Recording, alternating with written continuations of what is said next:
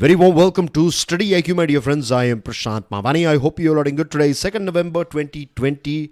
Day is Monday. I'm sure you all have enjoyed your weekend. Let's start our week with a positive quote. If you can dream it, you can do it, has been said by Walt Disney. See, the limitation is a state of, or limitation is a mentality. It is a state of mind, and it is, it the main reason for limitation, or if we feel that we are limited, the reason is our negative attitude or negative approach. So always dream big and get ready to work hard for your big dreams, and you will achieve it. With this, dear friends, we have 5 topics on our table. The first one is about air pollution. Hope floats. This one is from Times of India. Very interesting editorial. So Government of India has promulgated one ordinance, and via this ordinance, government has created a commission for air quality management in National Capital Region and adjoining areas. So we are talking about Delhi and 20 districts, which are, they form this whole big region, right? National Capital Region and adjoining areas. The main job of this commission is to coordinate and oversee diverse efforts to improve air quality, not just Delhi and adjoining areas, but we are talking about Delhi, Punjab, Haryana, Rajasthan, and Uttar Pradesh. So we are talking about 4 states and 1 union territory, or I can say that we are talking about 5 states here. And these 5 states are administered by different political parties. So bringing all of them on the same page is going to be a bit challenging. But we can learn so many things from GST Council, isn't it? Now let's talk about some basic technical things about this commission. So this commission will have one full-time chairman who should have been an experienced bureaucrat. So that is criteria number 1 and point number 1 for this commission. As far as other members are concerned, they will have technical expertise in their area or things associated with air pollution. And we will have a representation from the states concerned as well. So this is going to be interesting. Like every state here, so we are talking about five states. If they have one representative, then, we will see something like GST Council where decisions will be taken by consensus, predominantly consensus. So this is what we need, right? Cooperation is the main thing here, because if we lose ourselves in this blame game that Punjab is indulging, or farmers of Punjab, they are doing this stubble burning, and because of that Delhi is suffering, so you need to sort out, it's not our problem. This is not going to work. What we need is a joint coordination and cooperation. I believe this commission will be able to achieve it. Let's hope. The ordinance vests it with greater power, and its domain overlaps that of different state bodies. So it's going to have extra powers, greater powers, and there are chances that this is going to be more powerful than state bodies. So this is something that you need. Just responsibility is not enough, right? You need to give authority as well. Authority and responsibility. Both things should go hand in hand. And it's going to be a coordinating body. So execution or enforcement will be done by states. It will coordinate things between various different states. So again, implementation or enforcement is going to be in the hands of the state government. Clean air is a public good, as we all know, and see, this region is one of the most vibrant economic zone of our country. And there are so many companies, right? They don't want to establish their offices over here. There are so many factories. They don't want to come in this region. There are so many people. They don't want to move to Delhi and this region because of this poor air quality, right? You will earn more money. Right, if you are living in a smaller city, then you will earn more money in Delhi and other adjoining places. But it will impact your life as well, isn't it? That because you are living in a place that is very dangerous as far as air quality is concerned. So it's very bad for our image as well as a country, and it is definitely bad for the people living in this region. So we need to do something about it. We need to sort this problem out as quickly as possible. And this is only possible if multiple states work with each other in a very cordial as well as coordinated fashion. Now, COVID-19 has chillingly underlined the extent to which environment degradation extracts an economic price too. See, in last 2 decades, we have seen what 4, 5 zoonotic diseases taking over different parts of the world, and coronavirus has been the biggest one. This COVID-19, right, has affected every single country on this planet. So it's an eye-opener for us that for now we can make more money by destroying jungles and creating more concrete buildings and things, but in long run we will pay more price. We'll pay a very heavy price for it. So this is the time for every one of us, for individuals, for groups, for businesses, for governments, to understand that whatever we do, it should be sustainable. It should be green. Let's move on to next topic, but before that I have a good news for you guys. A big Diwali sale is available on all our smart courses. You will get flat 50% discount plus extra 10% discount if you use this Diwali 10 code. This offer is valid till 17th November only, so make the most out of it. I'm sure you want to know more about it. All you have to do is download our mobile application. Now we are going to talk about a very interesting topic, the nature of the republic. Now, you know what happened in France. We have talked about it on Saturday's lecture, that is 31st October 2020's lecture. And we have talked about terrorism and lone wolf and so many other things. So if this is your first day, then I warmly welcome you, and I would request you guys to check out 31st October's the Hindu analysis lecture, so that you will understand things that we are going to talk here today. Without that, it's not going to be difficult, but it will not be a holistic picture for you. You'll be missing so many things. So if you don't watch the full lecture, that's fine. But please make sure that you watch that bit in which I have talked about lone wolf attack and secular nature of or this catch-22 situation. On one side we have freedom of speech, on the other side we have religious belief.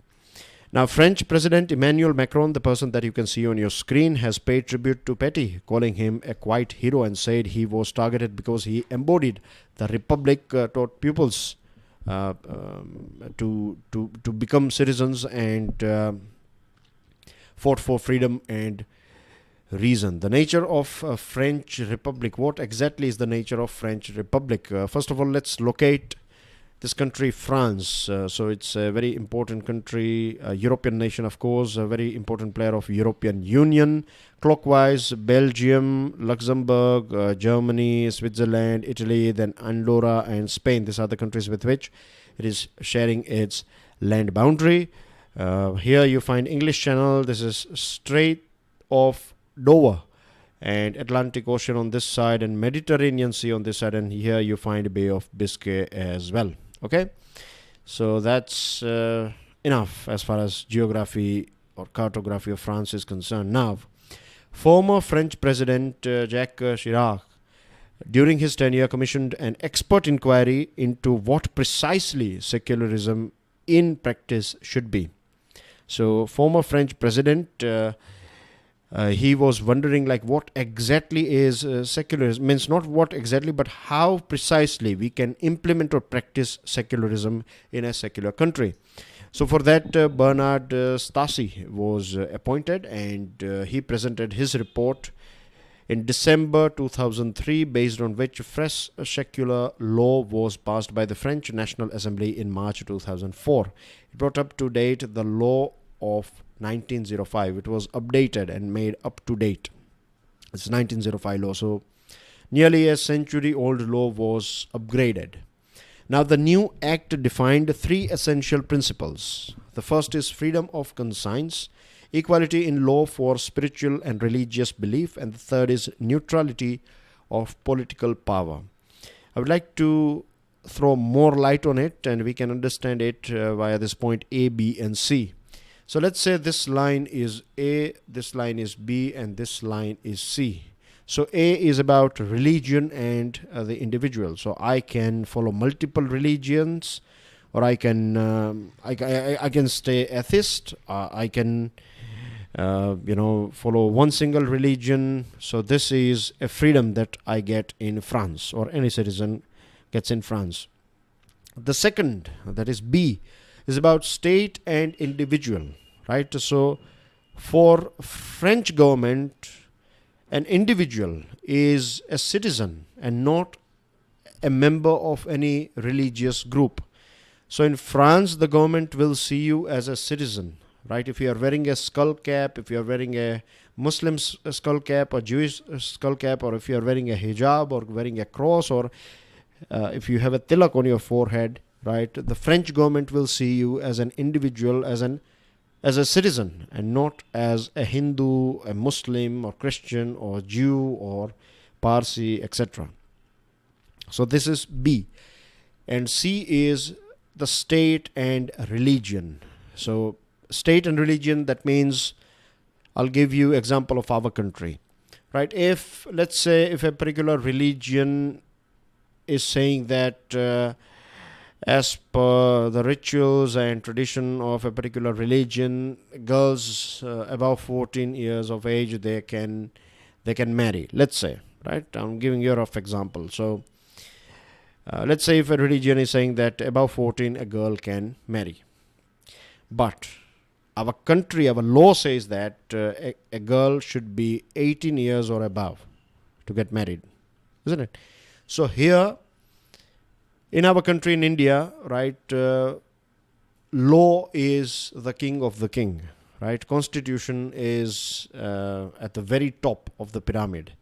So whatever is written in Constitution, and if Constitution is saying that rules pertaining to everything in our country will be made by the Parliament, and if Parliament has made a law that for a girl to get married, she should be about 18, then that is the thing that is going to be legal, right? Even if religion is saying that this is above 14 is fine, but that will be illegal in our country, because here we have rule of law.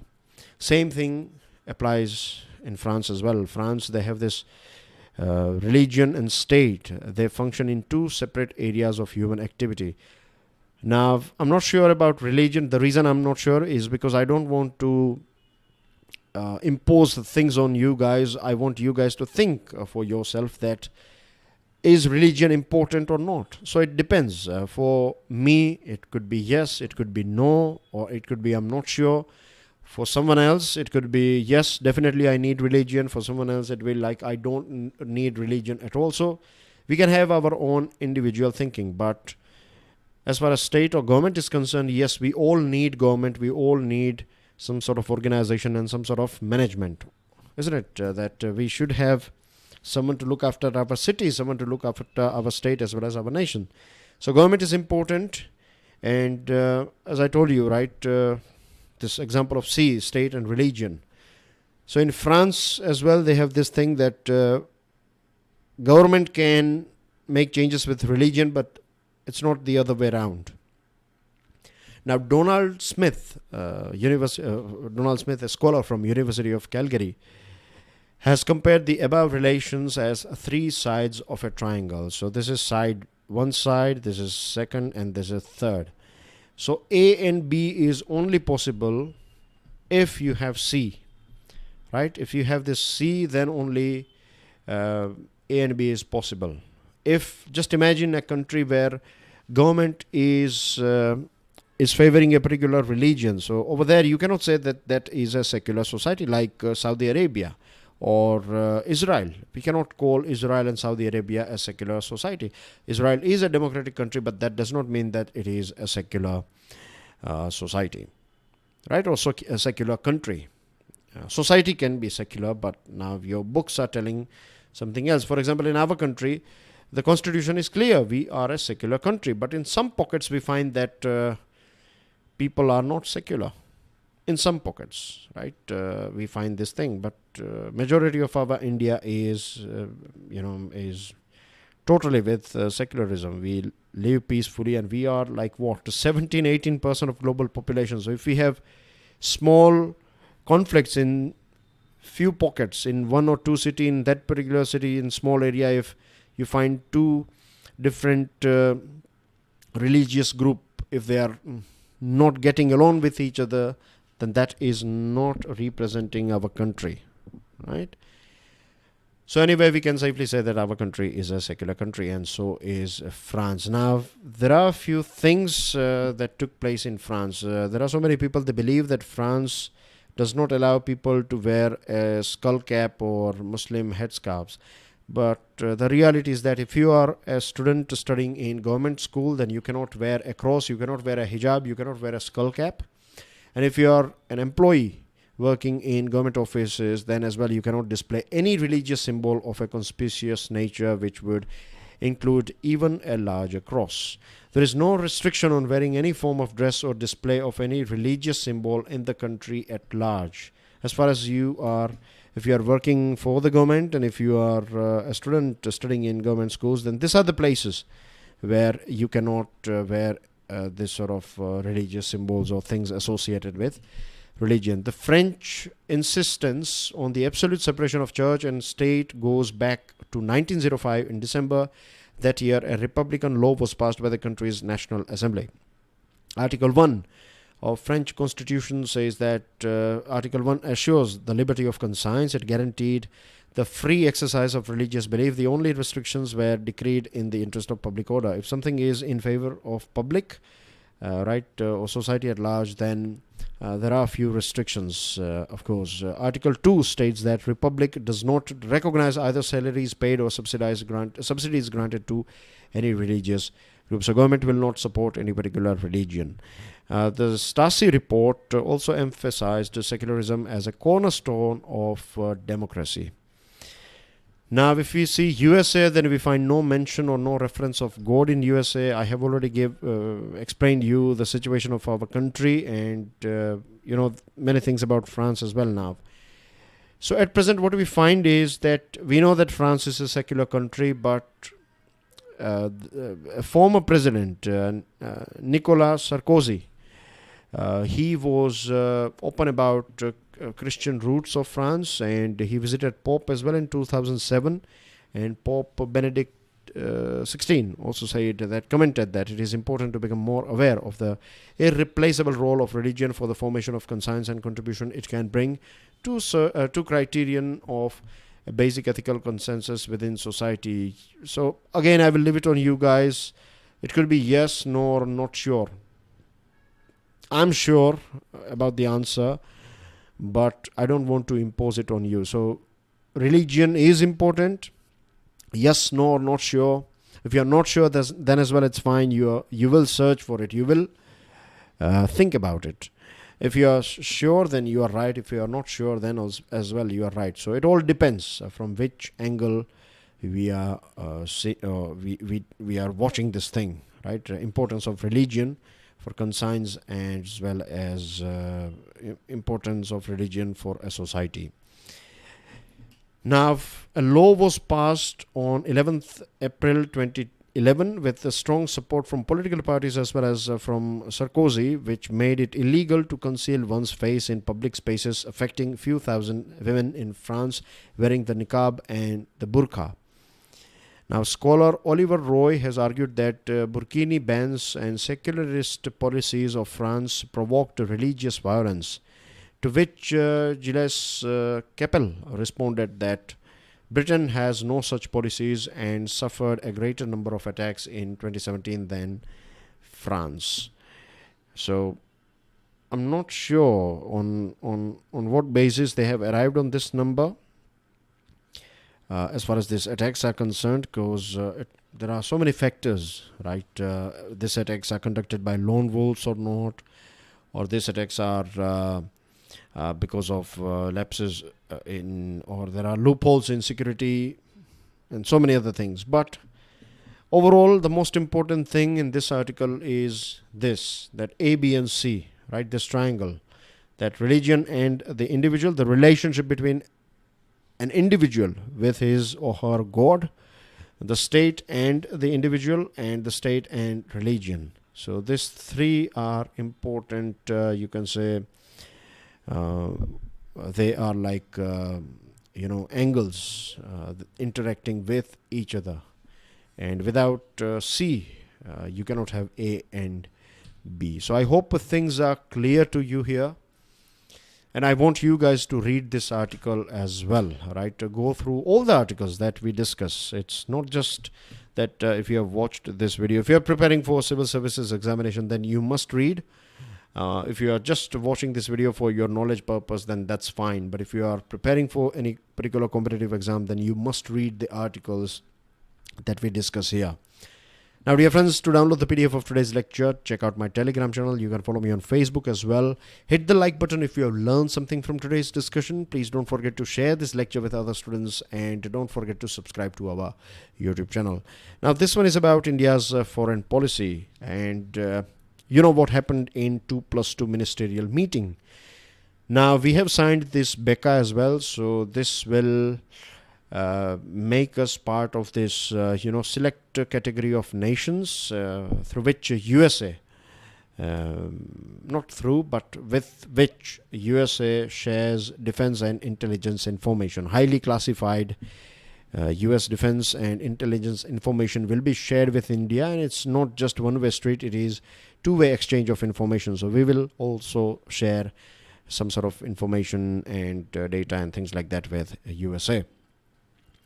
Now, we have to keep in mind that the world may see us, joining this or coming under this umbrella of USA, that India has now become part of this USA team. But for us, it is very important that we maintain our strategic autonomy. Right? It may sound a bit hollow after signing BECA and after becoming this big or this important partner of USA, defense partner of USA. We cannot simply say that we are strategically autonomous. For that, we have to take some sort of actions. Like India strongly believes in strategic autonomy, but the world will see us through this prism of USA. That USA also believes, or they somewhere down the line they think that the reason why India is coming too close to USA is because of this threat from China. And it is Chinese threat is not just limited to India, even it is a big threat for US as well. And this is the reason why USA wants other like-minded nations to come together. Now, S. Jaishankar has said that in his latest book, argues that because global fluidity is so pervasive, India must address this challenge by forging more contemporary ties on every major account. China-India relations have never been easy. We've had a war as well, and so many ups and downs. We had this Wuhan meeting, this one meeting in Mallapuram in Tamil Nadu as well, between informal meetings.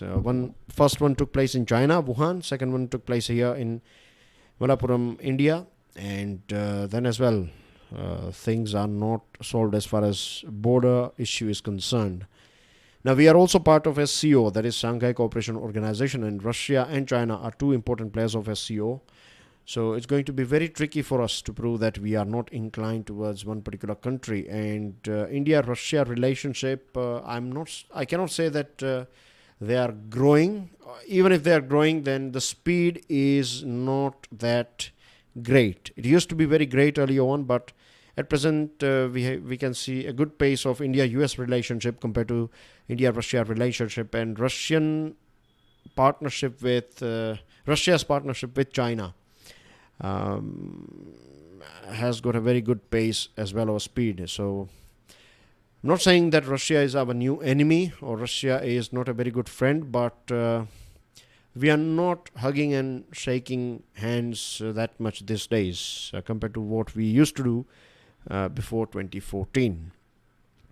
So of course, yes, change is part, and it's this part and parcel of this geopolitics. There are no permanent friends, there are no permanent enemies. It's all about our interest. But yes, we have to, if we are strategically autonomous, then we have to develop good relationship with Iran. We have to sort out things going on in Afghanistan. And there are other parts as well, other parts or other region, right? We have to prove that we are strategically autonomous, and this is going to be a bit tricky. A secure future for platform workers. The Code on Social Security Bill 2020 for the first time in Indian law, attempted to define platform work outside of traditional employment category. So what is platform work? Platform work is like you are providing service to a company, but you are not a permanent employer, permanent employee of that company. But you are working on a project, or via online, maybe you're providing your expertise or services in exchange for payment, of course. So now government has recognized this platform work or platform workers. Early on they were confused with independent contractors, but platform work is a bit different compared to independent contractors. Now the main topic here is that this platform workers, they should get minimum wage as well as welfare benefits, and we find this thing in Ontario, California, in parts of EU, and European Trade Union also endorses minimum wage as well as welfare benefits for this sort of workers, right? Platform workers. Now, entry into on-demand platform work like ride sharing and food delivery are dependent on existing access to vehicular assets. So here again, if you don't have vehicle, then you cannot work for Swiggy or Ola, etc. So here again we see that company may give you a loan or may give you its car or motorcycle, depends. But still we find that things are in favor of company rather than people working for this sort of companies on this sort of platforms or platform workers. So I'll give you one example, and this will clarify things. Let's say if you are working for Swiggy, and you will get money based on the deliveries that you do. So in a day, if you're doing 15, 20 deliveries, then I think you'll survive, right? You'll not live a luxurious life, but you will survive. But there can be days, rainy days, or there can be, cold weather in some parts, or, people may not order food for various different reasons. So you have got no delivery today. So you made nothing today. So this is not fair, right? Company will make money, right? Company will have this flexibility, but people who don't get any orders on that particular day, they don't have, it's like pay as you go.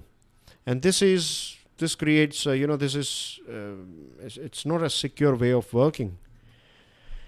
So it's important that at least they get some sort of minimum wage as well as social welfare benefits. And that's what this new social code, this social security bill is all about, to provide this sort of securities to platform workers. And last one is about what not to do. So there has been a fresh wave of coronavirus infections in Europe. England is going to be, not England, but I think London City is going to be under lockdown. France is also going to have a lockdown for the whole month of November.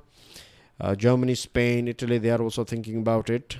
So we cannot afford a lockdown anymore, right? We cannot do it at all. And as far as coronavirus cases are concerned, we are doing okay. I'm not saying that we are very best, but I think we are reasonably okay. Daily COVID-19 numbers are going down. Active cases are dropping, so that's a good sign. But I think we are also victim of this pandemic fatigue. What is pandemic fatigue? Pandemic fatigue means after fighting for coronavirus and being in a sort of discipline for a very long period of time, now citizens are not taking it that seriously, and government is also going lax about it. In some parts we find that people are not wearing masks and big numbers, they are doing so many, they are partying, and marriages are going on. So this is not good. This may destroy us. What we need to do is, we cannot afford a lockdown because these countries, they have money. They can give money to their citizens, but we cannot do it. So the best thing for us is to follow countries like South Korea, where citizens have kept masking up and government has kept a close eye on every spike. So this is the thing. Be careful and march forward. And that's the only way out.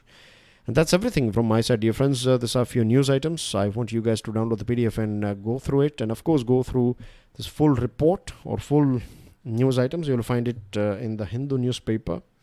may not take more than 10-15 minutes for you guys to read, but make sure you go through it. And Big Diwali sale is on. Make the most out of it. You're getting exciting discount, isn't it? So want to find out more about, download our mobile app and share this lecture with other students. Hit the like button if you have learned something from today's discussion, and don't forget to subscribe to our YouTube channel. I'll see you soon with daily financial news analysis. Till then, enjoy your studies. God bless you all. Jai Hind.